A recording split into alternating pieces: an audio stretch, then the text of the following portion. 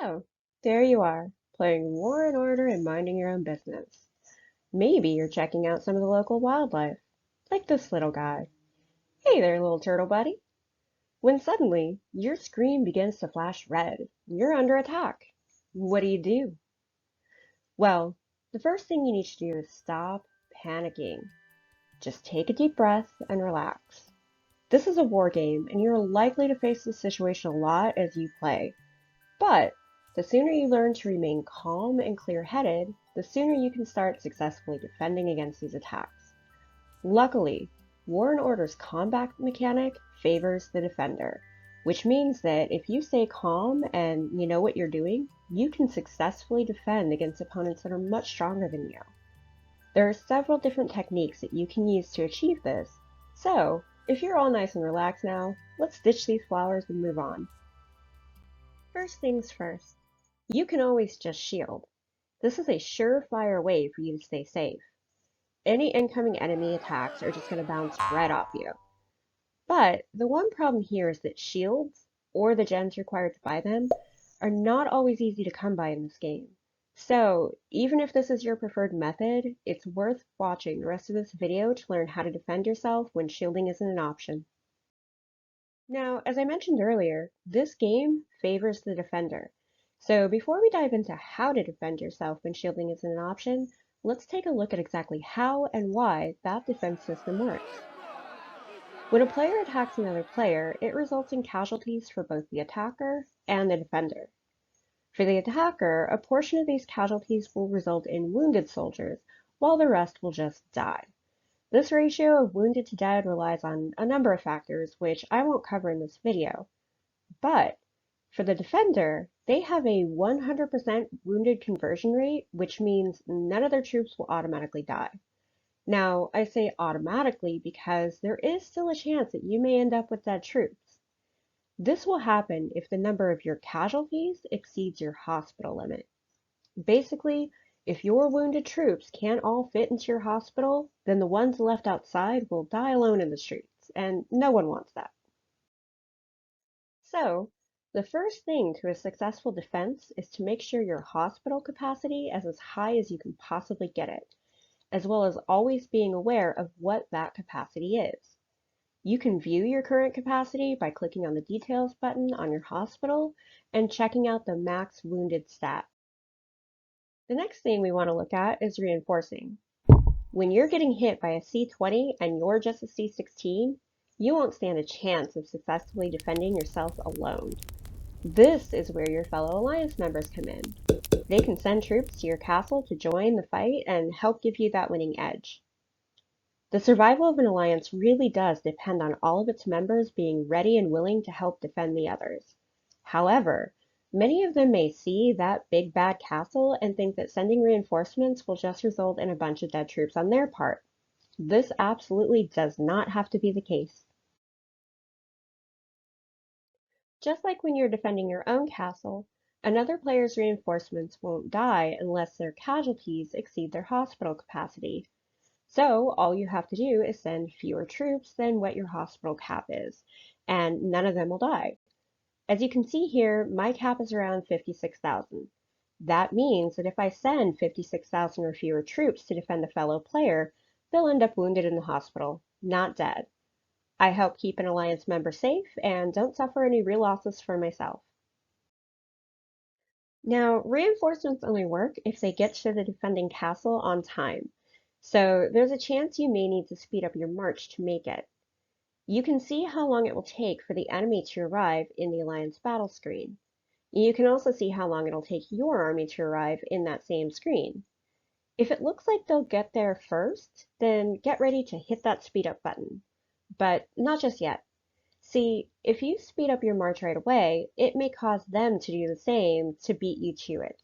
So wait until their marches are just a few seconds out, then spam that speed up button so that your army gets there right ahead of theirs.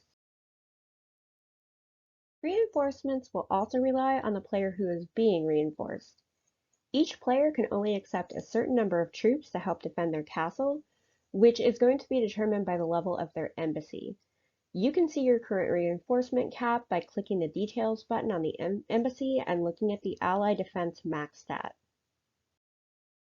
Low-level embassies can only hold a small number of reinforcements. Any reinforcements that your teammates try to send that exceed your capacity will automatically be sent back to their own castle. This will make it more difficult for your alliance members to properly help you. But if people are trying to help defend another player whose reinforcements are at capacity, all is not lost. They can still help by using the timed defense method. Timed defense works a lot like timed attack, which you can watch my video on that topic if you're not already familiar.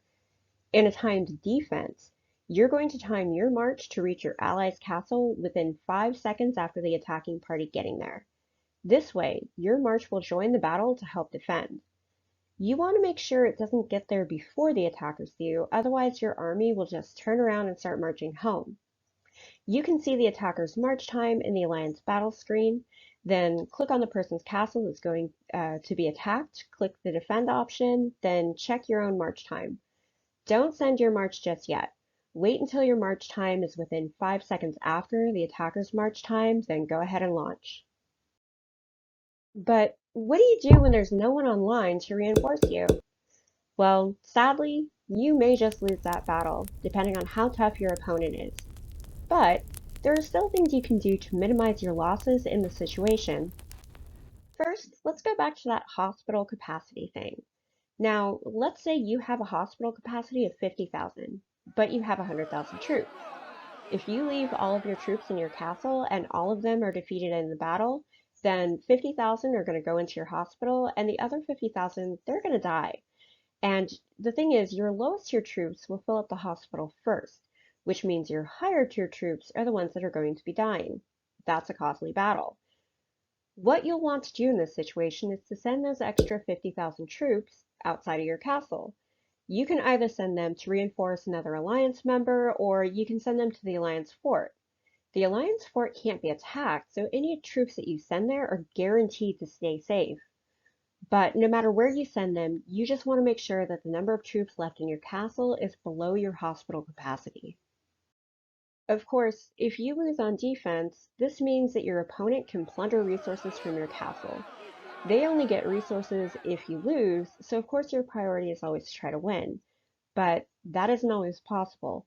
So you'll also want to take measures to protect as much of your precious stash as you possibly can. The easiest method of protecting your resources from being plundered is to upgrade your depot. Again, the higher the building level, the more resources will be kept safe.